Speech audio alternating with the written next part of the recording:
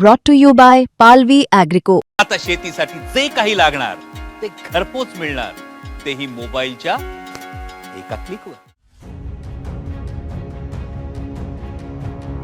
अहिल्यानगरच्या जामखेडमध्ये दीपाली पाटील या नृत्यांगनेने 4 डिसेंबर रोजी गळफास घेऊन आत्महत्या केली आहे. 35 वर्षीय दीपालीने आत्महत्या का केली याचं कारण अद्याप समोर आलेलं नाहीये. मात्र या घटनेने परिसरात मोठी खळबळ उडाली आहे. अशातच याबाबत आमदार रोहित पवारांनी ट्विट करून अनेक प्रश्न उपस्थित केलेत.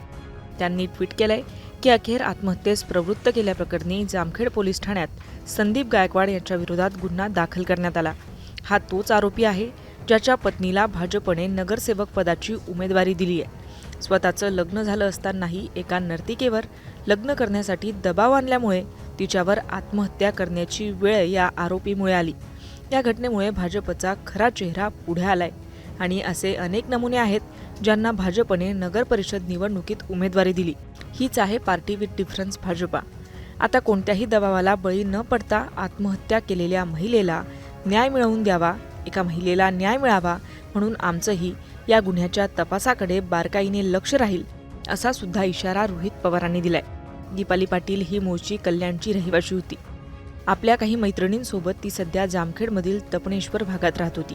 सकाळी बाजारात जाऊन येते असं सांगून ती बाहेर पडली, परंतु अनेक तास उलटूनही परत न आल्याने मैत्रिणींनी तिचा शोधाशोध सुरू केला.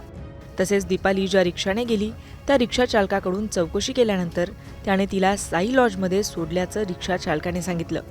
त्या लॉजमध्ये दीपालीच्या मैत्रिणी पोहोचल्या तेव्हा रूम आतून लॉक होती. त्यामुळे लॉज कर्मचाऱ्यांनी डुप्लिकेट चावीने दरवाजा उघडला तेव्हा दीपालीने पंख्याला गळफास घेतल्याचं स्पष्ट झालं. या प्रकरणी आता काय कारवाई होईल हे पाहणं महत्त्वाचं असणार आहे. रोहित बाळकेसोबत मुंबई तक, ब्युरो रिपोर्ट, नगर.